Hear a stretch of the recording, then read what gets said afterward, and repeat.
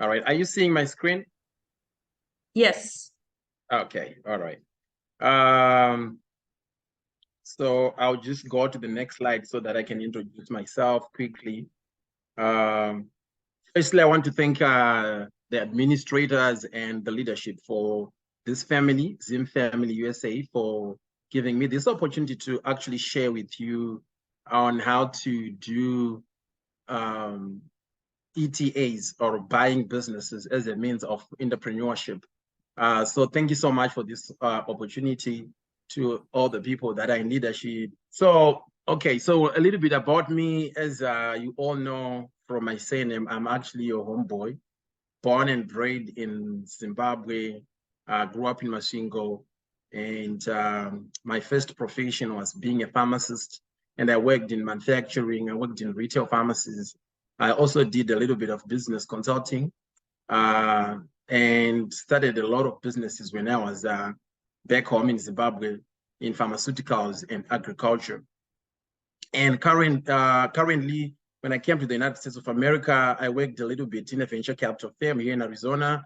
And then I founded a startup called Sigamani, which is basically in fintech. And it is focused on credit scoring, remittances, and lending.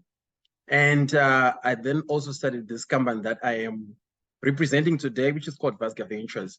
And what I do is just to help companies or individuals to acquire businesses. And I also help startups and other small businesses just to grow, and also to have what we call exit strategies.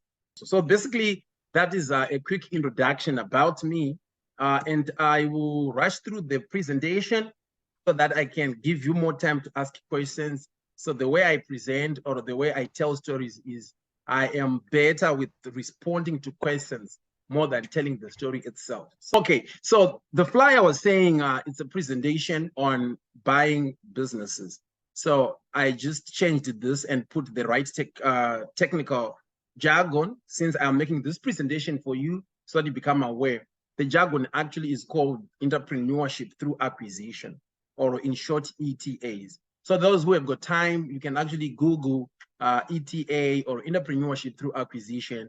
If you want more materials, either from institutions like Harvard University and all other institutions in America, they use the terminology called entrepreneurship through acquisition. I'll start by addressing what basically you're going to learn through this. I hope I will motivate you to see why entrepreneurship is very important.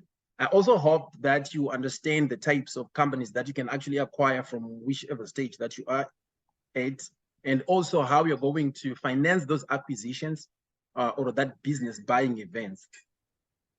I am also hoping that you understand the model of how these deals are done, and I'll take you through the journey of business buying. Okay, so this is in a nutshell. The first thing that the question that I'll try to answer is, why entrepreneurship, right? So entrepreneurship, just like going to work, a lot of people believe in going to work, they believe in being employed, right? So I just want us also to understand that the most important thing about going to work is not going to work. Going to work is a means to an end, right? And the middle end is the money that you'll be paid. But also that money at the same time is another means to another end. So entrepreneurship is just like the way you go to work. That's how you should view entrepreneurship. It is a means to an end, and it is not the end in its own self. So the means to an end for entrepreneurship is to accumulate generational wealth. Entrepreneurship is a way that can make you accumulate generational wealth, either very fast or even slow, but in a way that you're going to get more money that you will leave as an inheritance for your family, for your grandchildren. And entrepreneurship also is part of making impact. There are some businesses that you would do because they will make an impact in people's lives. They will be solving real problems. Though you're making money, but the major thing that you're doing there is solving problems, and you make impact. The other thing is you also make impact actually by the money that you make during entrepreneurship. So you can actually make impact by the money that you are making, right? And then entrepreneurship in a country like America, it is the best way to legally minimize taxation. People who are working and they are taxed on their individual basis, they get taxed a lot as compared to people who have got LLCs, people who own companies. And it's a huge way of actually making sure that you are taxed less and less in a country like America. Then the return on investment of your time is usually higher than just going to work, right? In fact, the time that you spend going to work is the same time in most cases that you spend actually in your business. But the rewards are totally different because in one way, you are not kept when you are doing entrepreneurship. But when you are working a job, you are kept. Usually you have a salary and that salary has got a rate and they cannot change that rate, okay? And then ultimately, entrepreneurship can be self-fulfilling to a lot of people like me who love to start things, build things, start organizations. The next question that I'm going to answer now is you need to know the game. You need to know the game of entrepreneurship. So entrepreneurship is actually a game. And you need to understand how to play that same game.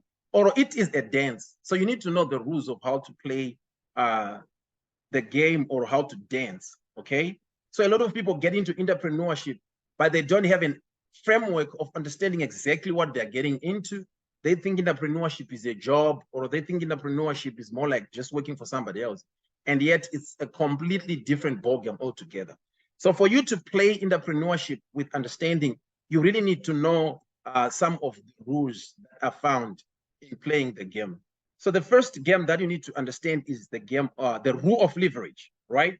Entrepreneurship is all about leverage. You have to leverage on something. In other words, you need either to use someone's money for you to make money. And by someone's money, that can be a bank, that can be an investor, that can be the government, or your relative. You need to use somebody's money. You can leverage on someone's money to make more money, or you can leverage on someone's skills to make more money. You can also leverage on someone's network, like somebody who understands a certain field and is well connected in that industry. Then you can work with that person to actually make money in your business. So that takes you back to what we call partnerships. You can also leverage on someone's time. Like your employer is always leveraging on your time. That's why he is making money. The reason why he makes more money is he's employing a lot of people who are doing a lot of things, and then he takes the cut from their salaries. So that is called leverage. So you will never make money until you understand the concept of leverage. And in today's age, you can also leverage just technology. You can use technology to actually drive profits or to drive your business.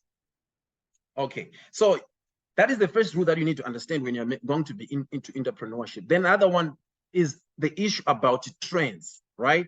And I think this one is very, very important, especially for people who come from Africa. Trends are very important. You don't make money in a field that is not trending, okay? You cannot make money right now by making computers. You cannot. The market is saturated, and the people who are making computers are so good that you cannot penetrate and make a profit, right? You have to be born in the 1960s or early 1970s for you to come up with a startup that will do computers and actually make a profitable business. So you need to understand the trends. What is happening right now? What is trending? Okay, what is viral? What is the current situation? How does it look like? So you need then to understand how the society is behaving at any given time for you to come up with a business or buy a business that is going to be sustainable in the future. That is one of the rules that you need to understand. Then you need to understand the people's rules. Entrepreneurship is all about people. You have to understand people, right? Because at the end of the day, you are going to communicate with people. People are your customers. People are your investors. People are your workers. People are your experts. People are your regulators. So when you are saying, I'm going to see the government is people. There are people who work in those offices, right? So you need to understand how people think in different subsectors so that you can actually leverage how to speak with them very well. Then the other thing that you really need to take advantage of or know is money is made around experts. mentors, role models, and regulators. You cannot start a business like a bank and you don't know what SEC demands from you, right? You cannot just collect people's money and you have no clue whatsoever what the regulators are saying. So the more you understand these things, like you need to understand the regulators, you need to understand experts, mentors, and all these kind of things, then you stand a better chance of doing business in a way that will give you some profitability. Then the last point of the game is you are born for a time as this, right? So as an entrepreneur, you need to learn to take advantage of the opportunities that are in your generation. So I speak a lot with founders, I speak a lot with business owners, and whenever I'm doing business consulting, people will give you impressions like, oh, you know what? The timing is not right. Had it been 3 years ago, I was going to do this better. Had it been 5 years ago, I was going to do this well, right? Some even drag it back to 10 years. Like they'll start to tell you, no, 10 years ago, we used not to do business like this. If it was during that period, I could have done it this way. But what they're missing is entrepreneurship is always meant for people of that generation, people who are existing today.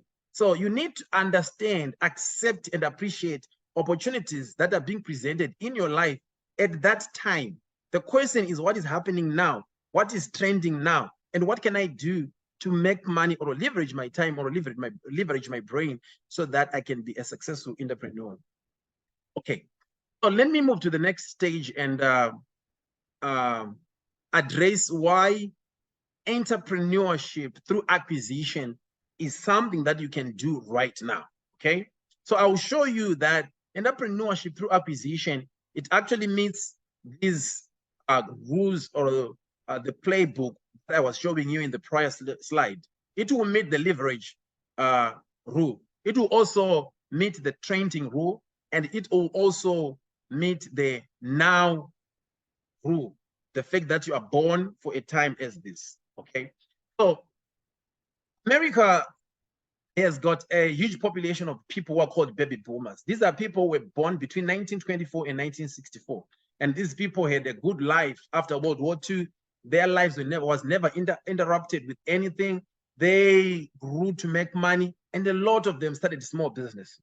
So they drove the economic powerhouse of America for the past 40 plus years. But these people now are aging, and a lot of them are above the age of 60, and they are retiring. And according to Forbes, we are having 10,000 baby boomers retiring each day. This is 10,000 every day. They are retiring. And this is going to continue maybe until the end of this decade, right? Because we've got millions and millions of these people in this age group. So these baby boomers, for example, they account for 2.3 million of small businesses in the United States of America. And those 2.3 million small businesses account for about 25 million people who are employed by these small businesses. So this is a huge thing. It's a huge pandemic. These people are retiring, and because they are retiring, the government realized that these people do not have a succession plan. And if we just let them close these businesses, there's going to be a crisis of unemployment. So the government stood in and started to finance acquisition of these businesses because they want to protect jobs of 25 million people. And also they want the services of these small businesses to be present, because a lot of these small businesses, they do what we call essential, simple services in terms of their business types and structures. So the government then came up with a way to fund these purchases. So it is very easy for people to acquire these businesses because the government is funding them. The government can actually fund up to 90% of these businesses if you want to acquire these businesses and you meet the requirements. So that is one huge reason why people should actually do ETAs today, because it meets the leverage rule. Because the government will give you money, the government will give you the leverage, so the leverage play is there, right? And this is an opportunity for today. It is for now. It's happening right now. So it also meets that requirement of today. And it is trending. This is the in thing. The baby boomers, we have them right now. They're retiring every day, 10,000 of them. And this is an opportunity for right now. I'll also try to respond to the question of why ETA is better than startups, right?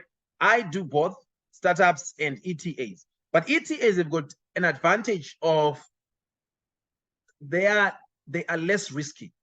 Their failure rate is way much less as compared to starting from scratch, right? So if you don't know, every business that gets to be started in America, there is a 97% chances that that business is going to fail, right?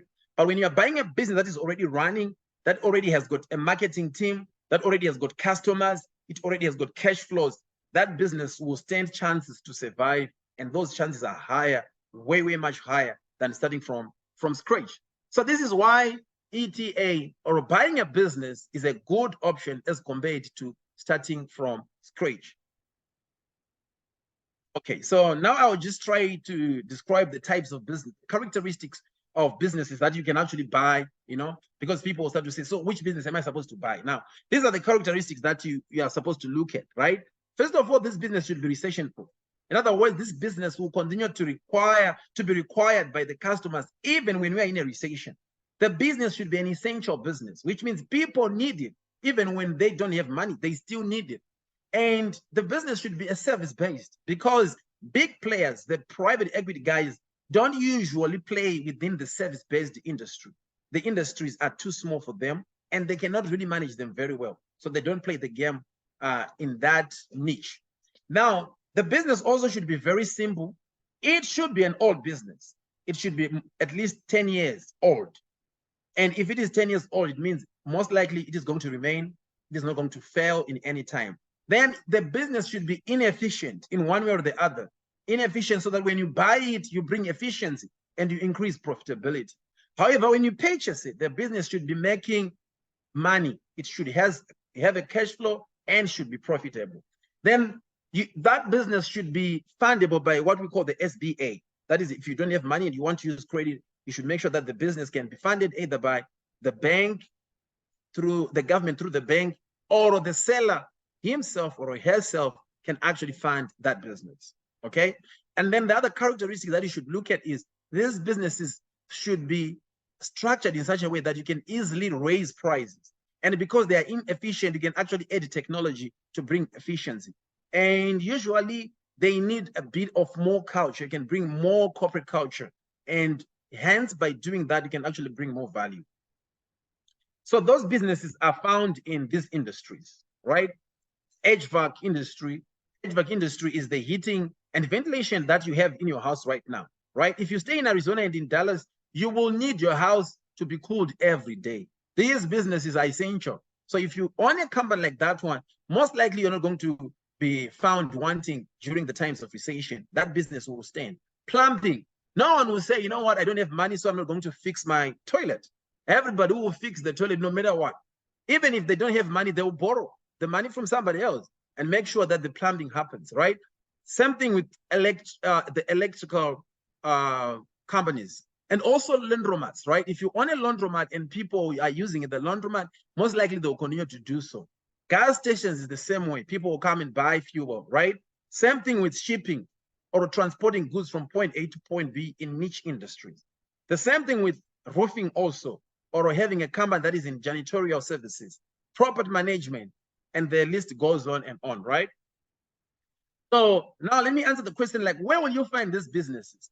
These are the websites where you can actually just Google and you will quickly see the business which are trending those days. So if you go on BusySell or on Flipper.com, all these websites, BizQuest and MicroAcquire, they are a good place to start, right? But good businesses, usually they're not found on websites. They are found through brokers. So I'll go back again to that issue of understanding how to work with people, how to work with experts like brokers, so that they can pass deals to you before they are publicized on websites like BizBuySell.com or Flipper.com. But these are good places just to start. You can actually go and check. You will see a lot of businesses being sold on this website. So let's explain how you can finance the purchase of the business. How are you going to buy the business and get it, financed, right? The first way you can do that is through what we call an SBA loan. So an SBA loan is a government loan that is given by the government through a bank, okay? And that loan has got very good conditions. So these are basically just the conditions, the requirements, some of the requirements about the loan. the government is giving people money up to 5 million per purchase. You should have a good credit score like 660. And the government will expect that you pay 10% down payment for the price of the business. And they will also want to hear that you have been, you have good experience in terms of business resume, in business management or entrepreneurship, right? Or you can partner with someone with that kind of experience. So I'm partnering with a lot of people to help them get this goal through my experience of entrepreneurship and understanding of finance, right?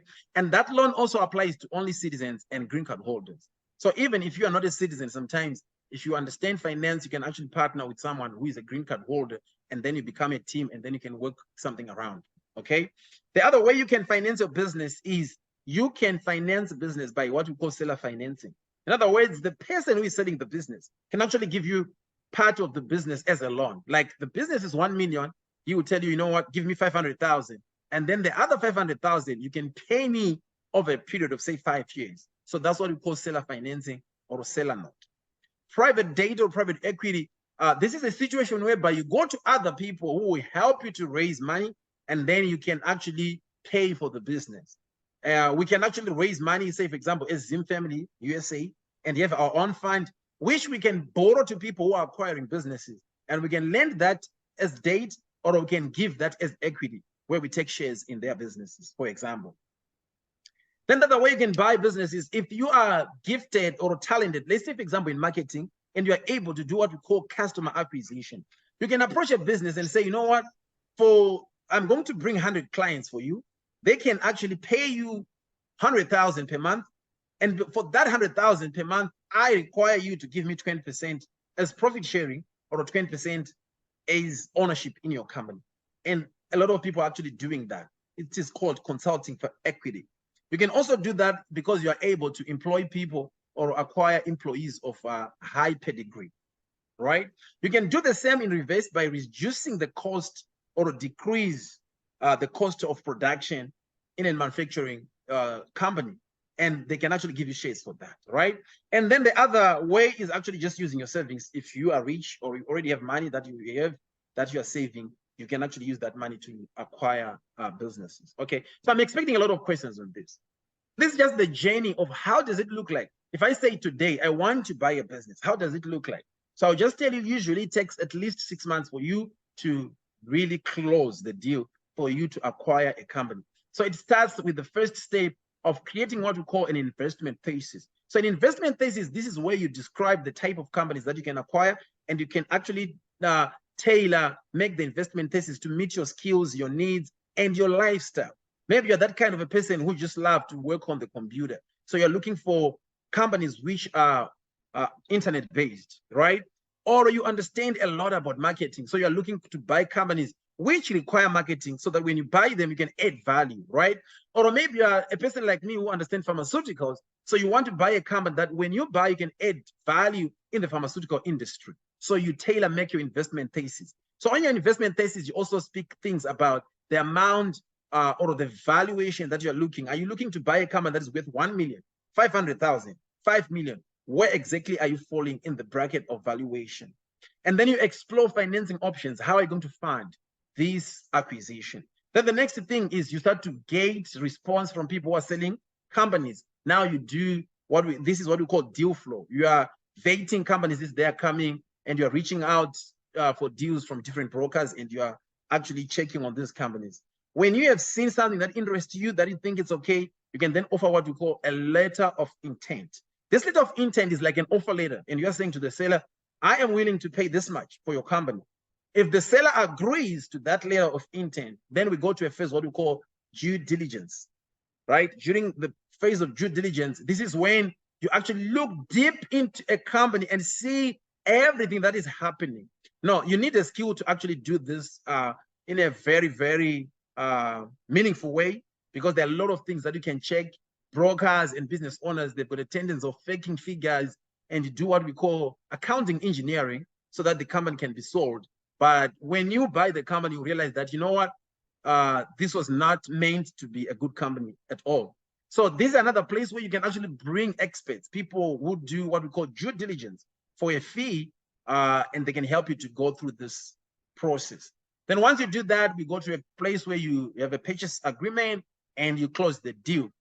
And you should have a plan for the first 90 days or 100 days of your post-acquisition, because this is very important. You need to understand the inefficiencies of the company, and you need to understand how you're going to solve them. You also need to understand the company culture and how you're going to improve it or change it. And at the same time, you need to understand exactly how technology is going to help you to change the profitability of the company that you are acquiring. Otherwise, if you cannot do this in this company, most likely it is not necessary for you to buy that company, because if you cannot improve it, it's difficult for you to make business sense in buying that company. So now let us look at a deal, right? Let's look at a deal. How does a deal look like? I think this is a place where a lot of people really wanted to hear, like, oh, you know what, you're talking too much theory. Let's talk about something. What can we talk about in terms of numbers, right? So this is a very simple model. I simplified it as much as I could. It will be more complicated than this in real life, but I simplified this so that you can actually get the gist of how does it look like to have a deal on your table. So we call this valuation, and I also put financing in the same table. So let's say, for example, you meet a company that is making revenues of $8 million. So the profit of that company in a case like this one will be about $1,250,000. And if it is in this range, usually this company will sell at a multiple of what we call 4x. In other words, the profit or the EBITDA will be multiplied by 4 for us to get the value of this company. Okay, that's how we do company valuation in small businesses. Okay, when you are doing mid-level and big companies, you can employ different ways of valuation, but for small companies, this is straightforward. This is how we do it. Now, that company in this case will cost $5 million. So let's say you have got a loan that is approved by SBA. SBA will demand that you bring 10% in cash. That is 500,000. So they'll give you 4.5 million. You can go and raise private debt from your friends and from the Zim family group. They might give you $300,000. Then you bring $100,000. And the seller might say, you know what, to show that my business, I believe in it, I can also give you another $100,000 as seller finance. Now, your business is funded. You have managed to purchase a company for $5 million US. As you can see, the SBA loan will give you this loan for 10 years. And usually their rates, they were between 6 and 10, but now they're increasing. I think now we can talk about 10 to 12% per annum. And so this is how it will look like. The loan repayment that we will need to do per year, in this case, on average, will be about $550,000 every year on average for the next 10 years. But now remember, this company was making 1.2 million. So now if you subtract the 550,000 from the 1.2 million cash flow that you were making, you will remain with what we call cash flow for the buyer, which is $700,000. So look at it this way. Already you are making $700,000 per year. And if you invested just 100,000 of your personal money, now the return of investment is very, very huge in this case. In fact, it's not 1.3x. That's a mistake that I put there. It will be more than 1.3x. It's like 7x, because you're getting $700,000 and you only invested $100,000. So this is where leverage comes into play. And in this case, the leverage here is the loan that you are getting from the SBA, who is the government, and the private debt that you got from your friends. This is where the game is played at the highest level. And this is what makes private equity the richest guys in town, right? Let me take a simpler, more lower kind of valuation. Now, let's look at this example, right? Follow me on this one, because I'll expand more on this one in the next slide. Let's assume that the revenue for this company is $1.5 million. A company like that usually will make a profit of $250,000. And because it's a smaller company, the multiple will be smaller also. We're going to multiply it by 1.5. The company's price or valuation will be $375,000. Now, the SBA will come and say, we're going to give you 90% of this, $375,000. And that's about $338,000. Okay? So you, as the buyer in this case, say, oh, no, this is a small deal. I can raise the $30,000 from my savings. You bring in $30,000, which is the 10% which is required by the SBA to fund this business. So now you invested $38,000. Now you have purchased the company, which is worth $338,000, and you have only put $38,000. Again, you have leveraged your game. You have managed to use the SBA loan. Now let's look at the cash flows. So the cash flows in this case, the cash flows for the buyer will be about $212,000, right, per year, or about $17,000 per month. That is the month that you are getting back, because you are only paying a loan repayment every year of about $38,000 for a period of 10 years. Now, so if you look at what we call cash on cash return here, given the fact that you only invested $38,000, that is more than 550% in the first year. But let us look at what we call exit scenario with that example. Because now, understand it this way, people don't get rich immensely by running companies. I want you to get that. People get rich immensely by selling companies. So once you start a company in America, you should sell it. Once you buy a business, you should sell it, because the money is made during what we call a liquidation event. In other words, selling the company to someone else. That's when you make the big monies. People don't make money by holding the companies. They make money, big monies, by selling the companies. So let's assume this company that we bought for $375,000. We are going to run this company and improve it within the next 5 years. So now the yellow column is going to show you the scenario, what we call the exit scenario after 5 years. Let us say we have managed to improve the revenue by a multiple of 2. Now we are getting $3 million. And our profit is now $500,000 out of $3 million. Now, because the company is a bit bigger, the multiple that is used to value this company will also increase. That's how you create value. Now, the multiple, instead of being 1.5, is now 2.5. So the valuation of this company now, after 5 years, is $1.2 million, right? That is the price. So let's assume we've managed to get a seller or a buyer who says, you know what, sell the company to me for $1.250.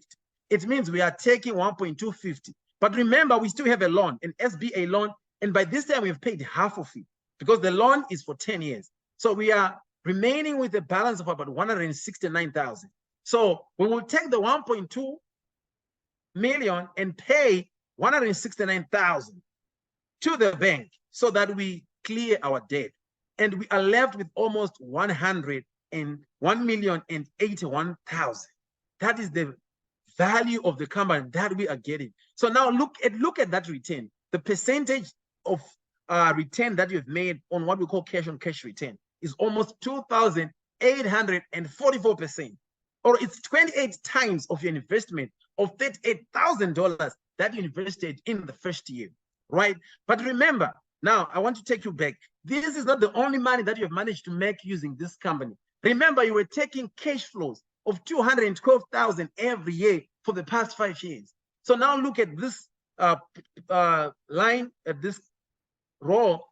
We want to calculate all the money that you managed to get.